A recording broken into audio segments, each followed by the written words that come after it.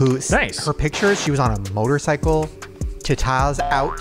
Wow. It was iconic. And then she goes, I know you aren't going to pick me for this, but I would come and stir shit up. Does she live in LA? Yes. That sounds like one of the defining things right now that we need. I know. I'm just saying. So there, we she have might to be pick here. her. And if she's not on the dating show, she will be on our show at some point. Yeah. Holy shit. It was iconic.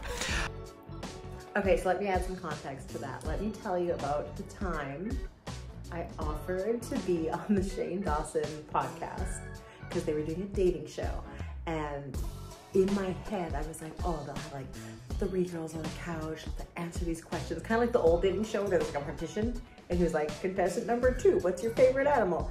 And then I was like, I could be like, not the ringer, but like the opposite of the ringer, like the absolute worst choice, but also like giving really like salacious answers and being like the character snap back. I thought that would be really funny. So I messaged and I was like, hey, yo, I'm not who you want for Spencer for this dating show, but I'm this chick.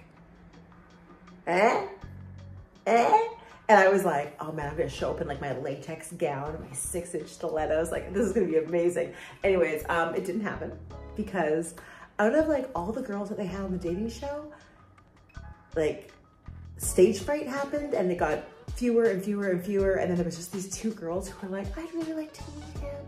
I don't know if you could like maybe introduce us. And I was like, to put me in with that group would be so awful. But anyways, Shane did get a hold of me and we did chat a little bit back and forth.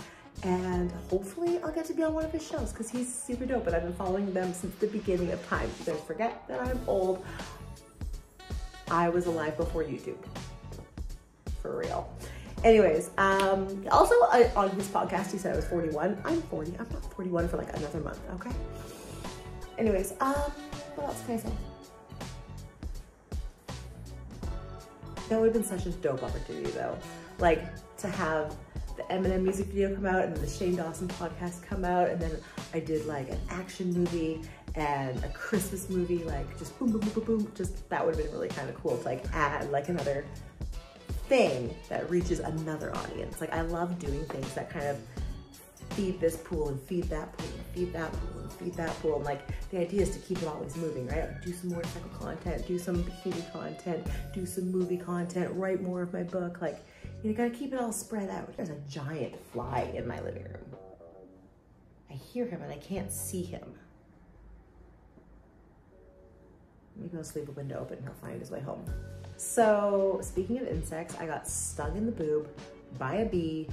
Turns out I have a bit of an allergy and I posted that on YouTube and YouTube closed me down.